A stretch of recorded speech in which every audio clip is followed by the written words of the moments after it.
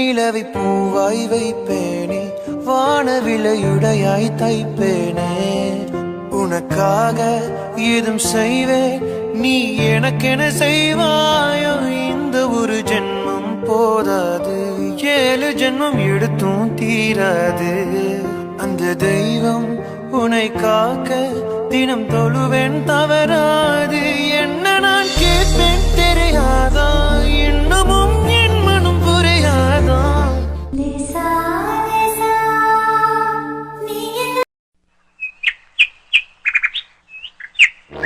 என்னடி ஆதிரா, ரொம்ப தான் துள்ளுற போல. இன்னும் இந்த ஃபீல்டுக்குள்ள காலு கூட சரியா வைக்கல, அதுக்குள்ள உன் டேலண்ட்டை காட்டி எல்லாரையும் ஆச்சரியப்படுத்த ஆரம்பிச்சிட்டியா? நீ பாட்டுக்கு இவ்வளோ வேகமாக ஒர்க் பண்ணிகிட்டே இருந்தா அப்புறம் இந்த அனன்யா பேருக்கு என்ன மரியாதை இருக்கும்? முதல்ல நீ எனக்கும் அபிஷேக்கும் இடையில தான் பெரிய பிரச்சனையாக வருவேன்னு நினச்ச உடனே ஓரங்கட்ட பார்த்தேன். ஆனால் இப்போ பார்த்தா அப்படியே சைலண்ட்டாக வந்து என்னோட மாடலிங் கரியரையே ஆப்பு வைக்க பார்க்குற போல இருக்கு. இது சரிப்பட்டு வராதே. இப்படியே ஃப்ரீயாக விட்டால் அது என்னோட வளர்ச்சிக்கு தான் பெரிய ஆபத்தாக முடியும். இப்பயே உன்னை வேடிக்கை பார்த்துட்டு இருந்தா நாளைக்கு எல்லாரும் இந்த அனன்யாவை மறந்துட்டு ஆதரவை பற்றி தான் பேச ஆரம்பிச்சிருவாங்க. அப்படி ஒரு நிலைமை வர்றதுக்கு நான் விடவே மாட்டேன். உன்னை எப்படி மடக்கணும்னு எனக்கு நல்லாவே தெரியும். ஆரம்பமே அதிரடியாக இருக்க வேண்டாமா? இனிமே நீ என்கிட்ட தலையிடவே கூடாது, பயந்து ஓடுவ. அதனால் இன்னைக்கே இப்போவே உனக்கு ஒரு சின்ன செக் வைக்க போகிறேன்.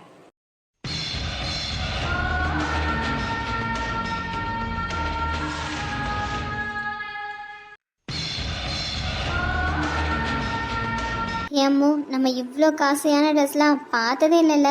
இங்கே பாருவே, நம்மளே எல்லாமே டிசைன் பண்ணி ரெடி பண்ணி வச்சுருக்கோம். ரொம்ப ஆச்சரியமாக இருக்குல்ல? மேம் சொன்ன மாடல்லையே டிசைன் பண்ணி வச்சாச்சடி. அவங்க வந்து ஒரு டைம் கரெக்ஷன் பண்ணால் மட்டும் போதும். நம்ம எவ்வளோ எஃபோர்ட் போட்டு அவங்க சொன்ன மாதிரி அப்படியே செஞ்சுருக்கோம். நீ வேணா பாருவேன், அவங்க வந்தனே நம்மளை பாராட்டி தள்ள போகிறாங்க. பாராட்ட கூட வேண்டாம், திட்டாமல் இருந்தாவே போதும்டி. பண்றதுனா ஓகே தாண்டி, ஆனா ரொம்ப கோவப்படுதுடி, அதுதான் கடுப்பா ஆகுது. அப்படிலாம் இல்லை ரேஷ்மா, அவங்களுக்கு ஒர்க் ப்ரெஷர் இருக்கும். ஸோ அதை நம்ம கிட்ட காமிக்கிறாங்க கோவத்தை. நீ அதெல்லாம் எடுத்துக்காத. அவங்க சொல்லி கொடுக்கறது மட்டும் நம்ம மண்டையில் ஏற்றிப்போம், அதுவே போதும். ஆனாலும் ஒன்ன மாதிரிலாம் என்னால் இருக்க முடியாதப்பா. ரொம்ப ஓவரா பேசிட்டே வையேன், அப்புறம் அபிஷேக் சார்ட்ட நாளை சொல்லி கொடுத்துருவேன், பார்த்துக்கோ. ஏண்டி, அன்னைக்கு தானே ஆதி என்ன அட்வைஸ் பண்ணாரு, அது கூட மறந்துட்டியா? எல்லாரும் ஒரே மாதிரி இருக்க மாட்டாங்கல்ல. ஒருத்தவங்களுக்கு ஒரு குணம் இருக்கும். நம்ம அதுக்கேற்ற மாதிரி எல்லாருக்கிட்டையும் அன்பாக நடந்துக்கணும் தானே சொன்னார். நம்ம அப்படியே இருந்துட்டு போகலாம், இதில் என்ன இருக்க போகுது? சரிங்க மேடம். ஏய் ஆதிரா, ரேஷ்மா, 2 பேரும் இங்கே பாருங்க. Yes ma'am. இந்த லெஹங்காவில் இருக்கிற அந்த கோல்டன் பார்டரில் இந்த ஸ்பெஷல் லிக்விடை வச்சு ஸ்பாலிஷ் பண்ணுங்கள். அப்போ தான் அது கேமரா லைட்டுக்கு நல்லா ஜொலிக்கும். ஓகே?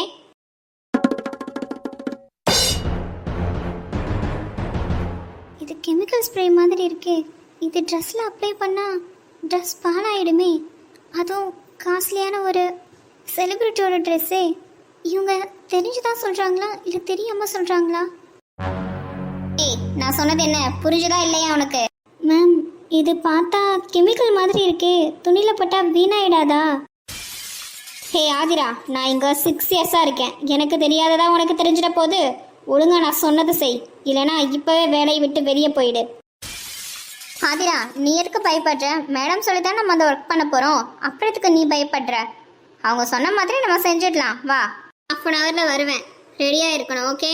Yes ma'am. எனக்கு என்னவோ இது சரியா வரணும்னு தோணல.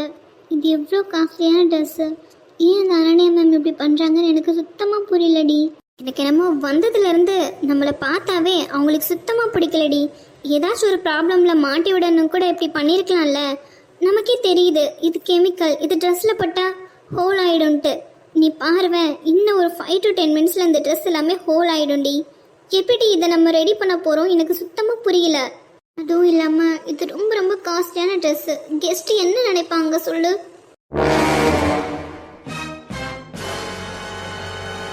நீ சொன்ன மாதிரி ட்ரெஸ்ல எப்படி ஓட்டை ஆயிடுச்சு, என்னடி பண்றது இப்போ? அனன்யா மேம் வேற வந்தா என்னடி பண்ணுவாங்க? இதுதான் நல்லா தெரியுமே இப்படி ஹோல் ஆகுன்னு. அவங்க வேணும்னே தான் அப்படி பண்ணிருக்காங்கடி. இப்போ என்னடி பண்றது எனக்கும் புரியல. நான் எதிர்பார்த்த மாதிரியே நடந்துருச்சு. இன்னைக்கு இந்த மிஸ்டேக் வச்சு உங்களை எப்படி தூக்குறேன்னு மட்டும் பாருங்க. ஆதிரா, என்ன நடக்குதுங்க?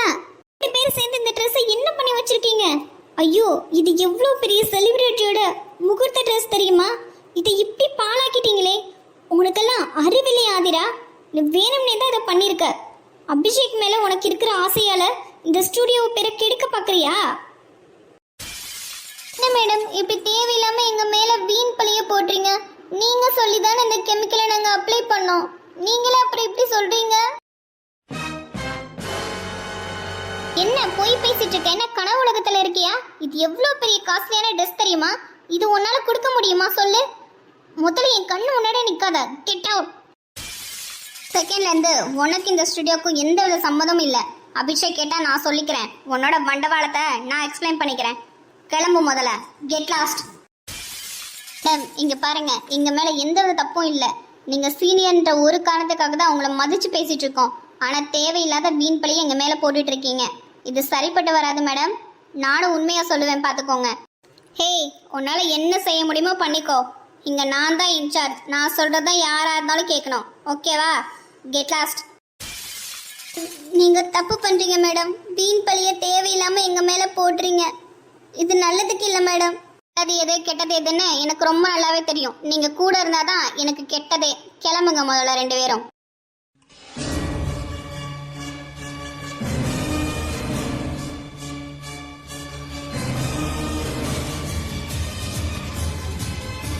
ஆதிரா, என்னாச்சு? ஏன் இப்படி அழுதுட்டு இருக்கீங்க? அபிஷேக், அவகிட்ட என்ன?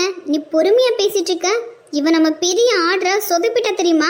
அதான் நான் இவளை திட்டிட்டு இருக்கேன். என்ன நடந்துச்சுன்னு கொஞ்சம் தெளிவா சொல்லு. ஆதிரா அப்படி பண்ற பொண்ணு கிடையவே கிடையாதே. அபிஷேக், அப்போ நான் போய் சொல்றேனா? இது என்ன ஸ்ப்ரேன்னு தெரியுமா? இந்த ஸ்ப்ரே யூஸ் பண்ணா ட்ரெஸ் எல்லாமே ஸ்பாயில் ஆயிடும் தெரியுமா? அதே மாதிரி தான் இன்னைக்கு இவங்க 2 பேருமே பண்ணியிருக்காங்க. நான் வேண்டான்னு சொல்லியும் இந்த ஸ்ப்ரே யூஸ் பண்ணி அந்த ட்ரெஸ்ஸையே ஸ்பாயில் பண்ணிட்டாங்க தெரியுமா? சார், இவங்க மாற்றி மாற்றி பேசுகிறாங்க. ஆக்சுவலாக இந்த லிக்விடை அவங்க தான் எங்களை யூஸ் பண்ண சொன்னாங்க. நாங்கள் வேண்டான்னு சொல்லியும் அவங்க தான் எங்களை கம்பல் பண்ணி அதை யூஸ் பண்ண சொன்னாங்க. ஆனால் இப்போ எங்கள் மேலேயே பழைய தூக்கி போட்டுறாங்க சார். இது ரொம்ப ரொம்ப தப்பு சார். நீங்களே என்னன்னு கேளுங்க. உங்க மேலேயே தப்பா இருந்தாலும் நீங்க முதல்ல பேசணுங்க. அழுதுட்டே இருந்தா எப்படி சால்வ் பண்ண முடியும் ப்ராப்ளம்? நிஜமாவே ரேஸ்மா சொல்றது தான் உண்மை. அனன்யா மேம் சொல்லி தான் அந்த லிக்விடை நாங்கள் யூஸ் பண்ணோம். நாங்களே சொன்னோம், இது கெமிக்கல் மேம், இது யூஸ் பண்ணால் ட்ரெஸ் ஸ்பாயில் ஆகிடும்ன்ட்டு. அவங்க தான் பரவாயில்ல இருக்கட்டும், இதுதான் வந்து ஃபோட்டோஸ்க்கு நல்லா இருக்கும், ட்ரெஸ் கொஞ்சம் ஹைலைட்டாக தெரியும்னு சொன்னாங்க. அவங்க கம்பல் பண்ணனால தான் சார் நாங்கள் அதை யூஸ் பண்ணோம். மிஸ் அனன்யா, அந்த லிக்விடை என்கிட்ட கொடுங்க. சிவா யாரு? புதுசாக இருக்கா? அபிஷேக் கூட வந்திருக்கா? அனன்யா, நான் சொன்னது உங்களுக்கு கேட்டுச்சா? அந்த லிக்விடை என்கிட்ட கொடுங்க. ஓகே. இது என்ன லிக்விட் அனன்யா? இது சில்வர் கிளீனர் ஆச்சே. இதை போய் எப்படி சில்க் கிளாத்ல அப்ளை பண்ண சொன்னது யாரு? இது நீங்க யாரு? என்கிட்ட கொஸ்டின் கேட்டுட்டு இருக்கீங்க? அனன்யா, இவங்க திவ்யா, என் சிஸ்டர். இந்த ஸ்டுடியோவோட சிஇஓ. யூகேல இருந்து இப்பதான் வராங்க. ஐயோ, வசமா மாட்டிக்கிட்டேனே. இவதான் அந்த அபிஷேக்கோட தங்கச்சி திவ்யாவா? சிஇஓ வேற சொல்றாங்க. இப்ப என்ன பண்றது? அவகிட்ட வேற லிக்விட் மாட்டிக்கிச்சே. இங்க பாரு அனன்யா, ஒரு இன்சார்ஜா இருந்துட்டு சில்க் கிளாத்ல ஒரு ஆசிட் கலந்த லிக்விட அப்ளை பண்ண சொல்லிருக்க. இங்க பாரு, நீ இங்கேயே படிச்சு வளர்ந்த பொண்ணுன்னு தான் உனக்கு இந்த பொறுப்பை என் அண்ணன் கிட்ட கொடுக்க சொன்னேன். ஆனா நீ ஒரு பொண்ணுன்னு கூட பார்க்காம பொறாமையால ஆதிராவோட கெரியரே அழிக்க பார்த்திருக்க. ஆதிரா, ரேஷ்மா, அனன்யா சொன்னதை நினைச்சு வருத்தப்படாதீங்க. அவளுக்கு தெரியாது நீங்க இவ்வளவு பெரிய டேலண்டான பர்சன். உங்களை நான் எப்பவுமே வேலையை விட்டு அனுப்ப மாட்டேன். மிஸ் அனன்யா, நீ இப்பவே இங்க இருந்து கிளம்பலாம். உன்னோட சஸ்பென்ஸ் ஆர்டர் நாளைக்கு வரும். ஆதிரா அண்ட் ரேஷ்மா, கவலைப்படாதீங்க. இந்த ட்ரெஸ்ஸை நம்ம சரி பண்ணிடலாம். ஓகே, இதை ஒரு விண்டேஜ் ஸ்டைலாக மாடலாக மாற்றிடலாம். சரியா? ஓகே ஆதிரா அண்ட் ரேஷ்மா, 2 பேரும் என் கூட வாங்க. நம்ம உள்ளே போய் அந்த ட்ரெஸ்ஸை ரெடி பண்ணலாம். Okay ma'am.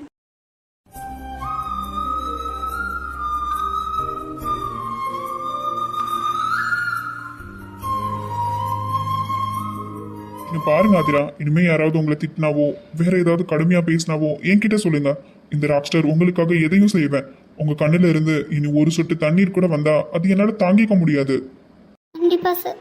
இனிமே நான் எது நடந்தாலும் மறக்காமல் உங்ககிட்ட சொல்கிறேன். நடந்தது நினைச்சு வருத்தப்படக்கூடாது. இப்போ கண்ணை தொடங்க. ம், ஓகே சார். என்னோட சிஸ்டர் கூப்பிட்டாங்கல்ல, வாங்க எப்படி ரெடி பண்றாங்கன்னு போய் பார்க்கலாம். ம், ஓகேங்க சார். ஆதிரா, ரேஷ்மா ஓகே தானே? விண்டேஜ் ஸ்டைலில் மாற்றியாச்சு. சம்டைம்ஸ் இப்படி தான் ப்ராப்ளம் நடக்கும். ஸோ நம்ம அதையும் க்யூர் பண்ணுறதுக்கு கற்றுக்கணும். ஓகேவா? அதுவும் இல்லாமல் நம்ம கிளைண்ட்டோட ஒப்பீனியன் தான் ரொம்ப இம்பார்ட்டன்ட். அவங்களுக்கு ஓகேனால நமக்கு இது கொஞ்சம் ஈஸியாகிடுச்சு. இருந்தாலும் கேர்ஃபுல்லாக தான் ஒர்க் பண்ணணும். Okay? Sure ma'am. And thank you so much ma'am. நீங்கள் மட்டும் கரெக்டான டைமுக்கு வரலன்னா இங்கே என்ன நடந்திருக்குன்னு என்னால் யோசிச்சு கூட பார்க்க முடியல மேம். பாருங்க ஆதிரா, அனன்யா பண்ணது ரொம்ப பெரிய தப்பு தான். அவங்களுக்கு இப்போதைக்கு பனிஷ்மெண்ட் கொடுத்துருக்கான். 1 மந்த் கழிச்சுட்டு வரட்டும், அதுக்கப்புறம் பார்த்துக்கலாம். ஸோ அந்த 1 மந்த் கேப்பில் உங்களுக்கு எல்லாமே நான் ட்ரெயின் கொடுக்குறேன். ஓகே? Don't worry guys. நீங்கள் இந்த ஸ்டுடியோவோட சிஇஓ மேம். நீங்கள் இவ்வளோ அன்பாக அக்கறையாக பொறுமையாக பேசுவீங்கன்னு நாங்கள் நினச்சி கூட பார்க்கல மேம். அதுவும் இல்லாமல் நீங்களே பர்சனலி எங்களை ட்ரெயின் பண்ணுறேன்னு சொல்லும்போது எங்களுக்கு எவ்வளோ ஹாப்பினஸாக இருக்குது தெரியுமா ma'am? Thank you so much ma'am. Hey guys, ஆக்சுவலாக உங்களுக்கும் எனக்கும் சேம் ஏஜாக தான் இருக்கும்னு நினைக்கிறேன். அதனால் மேம் அப்படி இப்படிலாம் வேண்டாமே. என்னோட நேம் திவ்யா, நீங்கள் திவ்யானே கூப்பிடலாம். ஓகே? ஆமா ஆமா, திவ்யா சொல்றது கரெக்ட் தான். திவ்யாவுக்கும் உங்களோட ஏஜ் தான். ஸோ நீங்க மேம் அப்படின்லாம் கூப்பிட வேண்டாம். நார்மலாவே நேம் சொல்லியே கூப்பிடுங்க. கைஸ் வாங்க, சுட சுட பிரியாணி ரெடியா இருக்கு, போய் சாப்பிடலாமா? சார், பிரியாணியா? ஹே ரேஷ்மா, பிரியாணினா ரொம்ப பிடிக்குமோ? சார், பிரியாணி போய் யாருக்கு சார் பிடிக்காம இருக்கும்? எனக்கு ரொம்ப ரொம்ப பிடிக்கும் சார். ஆதிராக்கும் தான். ஆஹா, அப்போ இன்னைக்கு ஃபுல் கட் கட்டிட வேண்டியதா? வாங்க போய் சாப்பிடலாம். வாங்க கைஸ் போகலாம். எனக்கும் ஆல்ரெடி லைட்டாக பசிச்சிருச்சு.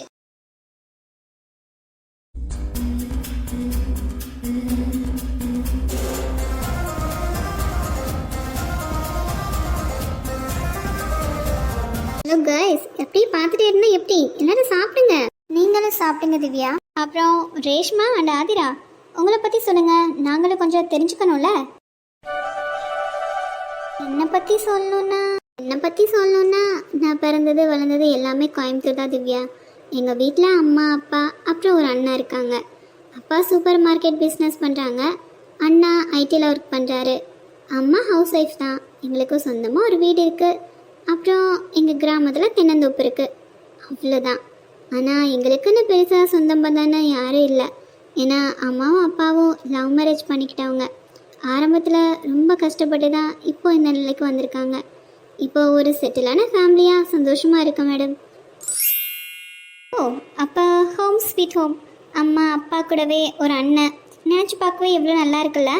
எனக்கும் இப்படி அம்மா அப்பா அண்ணன் எல்லாரும் ஒன்றா உட்காந்து சாப்பிடணும் பேசணும்னு நிறைய ஆசை இருந்திருக்கு. ஆனால் சிலருக்கு தான் அது அமையும். நீங்கள் ரொம்ப லக்கி தான் ஆதிரா. அந்த அன்பை எப்பவும் விட்டு கொடுக்காதீங்க. என்னது முதல் முறையா திவ்யா அப்படி ஃபீல் பண்ணி பேசுறத கேட்குறேன். அவளுக்குள்ளேயும் அந்த ஏக்கம் இருந்திருக்கு. இந்த ராதிகா கூட இருந்தா திவ்யாவும் மாறிடுவான்னு ஒரு பயத்துல தான் அவளை நான் யூகே கூட்டிட்டு போனேன். எனக்காக எல்லாத்தையும் சாக்ரிஃபைஸ் பண்ணிட்டு என் கூடவே இருந்தா. ஆனா அவளுக்குள்ளேயும் அந்த தனிமை இருக்கிறது இப்போதான் எனக்கு புரியுது. கொஞ்ச நாளாவது அவளை அப்பா கூட டைம் ஸ்பெண்ட் பண்ண வைக்கணும். ஏன் மேடம் இப்படி சொல்றீங்க? நீங்க யூகே போயிட்டதுனால உங்க ஃபேமிலியை ரொம்ப மிஸ் பண்றீங்களா? என்னை பத்தி சொல்ல பெருசா எதுவும் இல்லை ராகவ் சார். எனக்கு எங்க அம்மா தான் எல்லாமே. அவங்க தான் என்னோட பெரிய சொத்து. சின்ன வயசுலயே அப்பா வந்துட்டேன். சாரி ரேஷ்மா. சார், யாரும் ஃபீல் பண்ணாதீங்க. அது சின்ன வயசுல நடந்தது. நாங்க இப்போ நார்மலா தான் சார் இருக்கோம். எனக்கு மிகப்பெரிய சொத்துனா அது எங்க அம்மா தான். எங்க அம்மாக்கு அப்புறம் நான் முழுசாக நேசிக்கிற பர்சனா அது என்னோட அம்மு மட்டும்தான். அம்மு மட்டும் இல்லைன்னா நாங்கள் இப்போ இருக்கிறதுக்கு ஒரு இடமும் இப்படி தினமும் உடுத்துக்கிறதுக்கு உடையும் கூட இல்லாமல் ரொம்ப கஷ்டப்பட்டிருப்போம். என் அம்மு தான் அந்த சின்ன வயசுலேருந்து இப்போ வரைக்கும் எனக்கும் எங்கள் அம்மாவுக்கும் ஒரு பாதுகாப்பாக எப்போவுமே இருக்கா சார். அவளுக்கு நான் என்னோட உயிரை வேணாலும் கொடுப்பேன் சார். அவள் அவ்வளோ பெரிய ஹெல்ப் பண்ணியிருக்கா. இப்போ எங்கள் அம்மா ஒரு ஆஃபீஸில் சூப்பர்வைசராக இருக்காங்கன்னா அதுக்கு காரணம் அம்மாவும் அம்மாவோட ஃபேமிலியும் தான் சார்.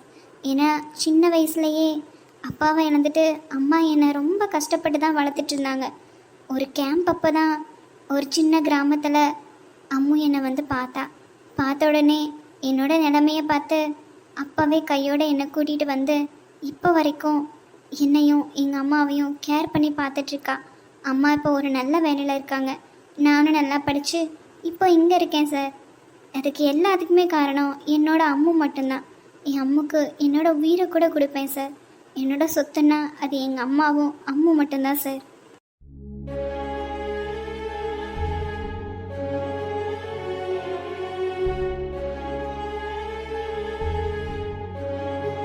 இந்த பொண்ணு இவ்வளோ கஷ்டத்தை மனசுக்குள்ள வச்சுட்டு வெளியே எவ்வளோ ஜாலியா இருக்கா.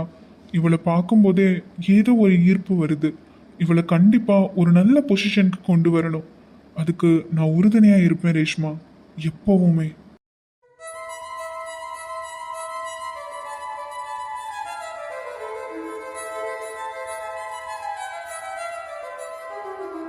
ஆமாம், எனக்கும் ரேஷ்மானா உயிர். இவளை பிரிஞ்சு என்னாலவும் இருக்க முடியாது. நிஜமாவே உங்கள் ஃப்ரெண்ட்ஷிப்பை பார்க்கும்போது என் அபிஷேக் அண்ணாவையும் ராகவ் அண்ணாவையும் பார்த்த மாதிரியே இருக்கு. இந்த ராகவ் அண்ணாவும் ஒரு ஆர்ஃபனேஜில் வளர்ந்தவர் தான். ஒரு முறை அப்பாவும் அண்ணாவும் அங்கே போனப்போ யார்கிட்டையும் பேசாத ராகவ் அண்ணா அபி அண்ணாவை பார்த்த உடனே பேச ஆரம்பித்தார். அதுக்கப்புறம் அண்ணா அவரை அப்பாவை அடாப்ட் பண்ண சொல்லி இப்போ எங்கள் வீட்டில் ஒருத்தராகவே இருக்கார். இது உங்ககிட்ட சொல்லணுன்னு அவசியம் இல்லை தான், இருந்தாலும் சொல்லணுன்னு தோணுச்சு. ராகவ் அண்ணா அபி அண்ணா 2 பேருமே என் உயிர். எனக்கு 2மே அண்ணனுங்க தான். நிஜமாவே ஆச்சரியமாக இருக்குது. ராகவ் சார், அபிஷேக் சார் 2 பேருமே எவ்வளோ க்ளோஸாக இருக்காங்க. இவங்கள மாதிரியே நானும் அம்மாவும் எப்போவும் பிரியாமல் இருக்கணும். எங்களை யாரையும் பிடிச்சிடக்கூடாது.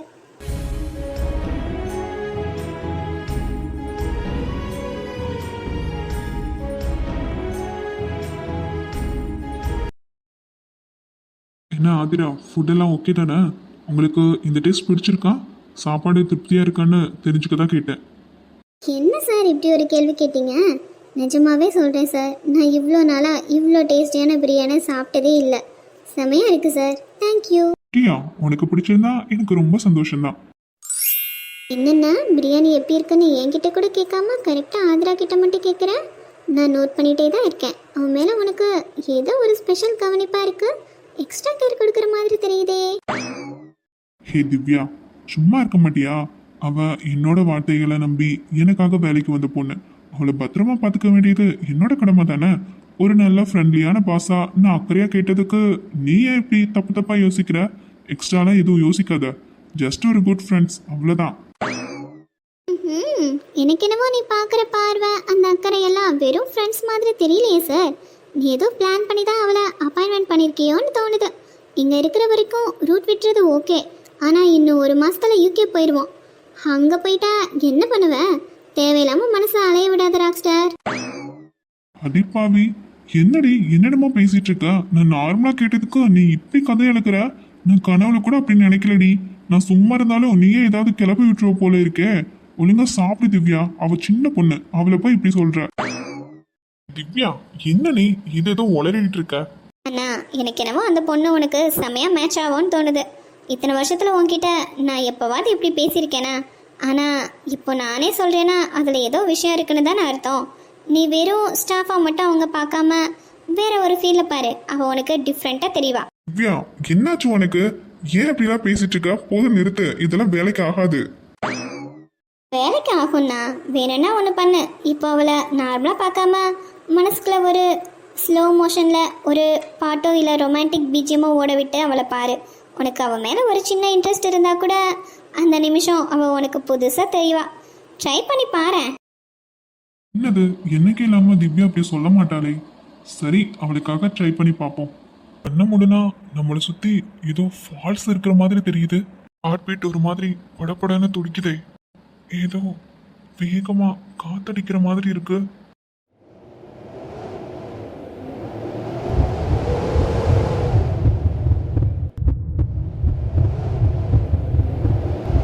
அப்படி உங்க கண்ணை மெதுவாக திறந்து பாருங்க. என்னது, ஏதோ வாய்ஸ் கேக்குது. இன்னும் எவ்வளோ நேரம் கண்ணை மூடிட்டே இருப்பீங்க? கண்ணை திறந்து என்னை பார்க்க மாட்டீங்களா?